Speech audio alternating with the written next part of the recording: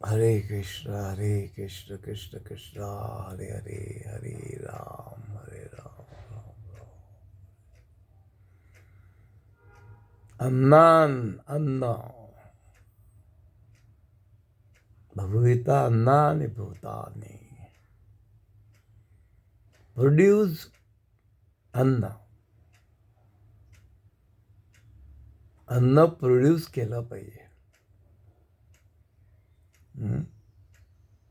आणि पर्जन्य, यज्ञ पर्जन्य. यज्ञ केल्यावर पर्जन्य पडतो, पाऊस पडतो आणि अन्न तयार होतं. तर अन्न तयार केलं पाहिजे. कोण करेल हे? भगवंत करतो.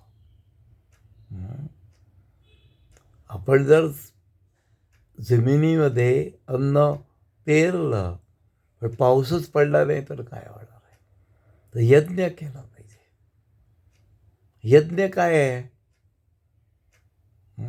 तर यज्ञ आहे हरे कृष्ण कृष्ण कृष्ण हरे हरे, हरे राम राम राम.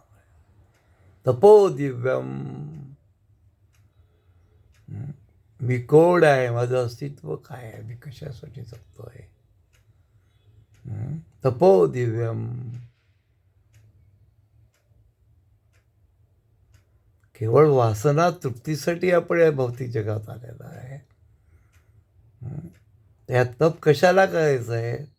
त्या भौतिक वासनाचा शेण करण्यासाठी. आणि काय तप करायचं आहे? तपो दिव्यम. To understand the Krishna. When you understand the Krishna then you will happy, otherwise not. ममे वंशे जीवलोके. मी भगवताचा अंश आहे. आणि मी कोण आहे? सच्चिदानंद वेग, सच्चित आनंद आहे. अमृतस्य पुत्र आहे. जीवे स्वरूपे कृष्ण द्या. तपो दिव्यम. खूप पैसा कमवला आणि अन्न नाही पडलं, अन्न नाही मिळालं तर काय होईल? आणि तो पशु असो की मनुष्य असो, प्राणी, त्याला अन्न पाहिजे ना. आणि अन्न हे पर्जन्याने पडतं. आणि मग यज्ञ करायचा आहे. हा देह हा यज्ञ करण्यासाठी आहे.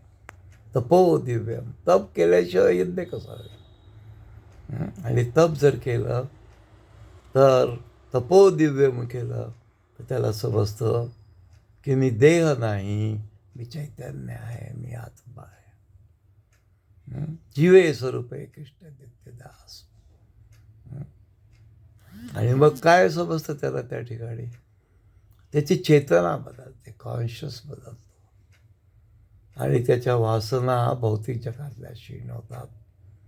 आणि आध्यात्मिक ज्ञान प्राप्त झाल्यामुळे तो या भौतिक जगात परत येत नाही. तक्ता देहम पुनर्जन्म न वर्तते. अज्ञानतिमिरंधस्य ज्ञानांजनशलाकया. त्याचं अज्ञान जे आहे ते निघून देतं. या अंधकार या कुपामध्ये तो पडलाय, तो बाहेर पडतो. त्यासाठी काय करायचं आहे? तपो दिव्यम. तप केलं पाहिजे. हरे कृष्ण कृष्ण कृष्ण हरे हरे, हरे राम राम राम हरे. चांटिंग, डान्सिंग, प्रसादम, कीर्तन. हरी बोल, हरी बोल, हरी बोल.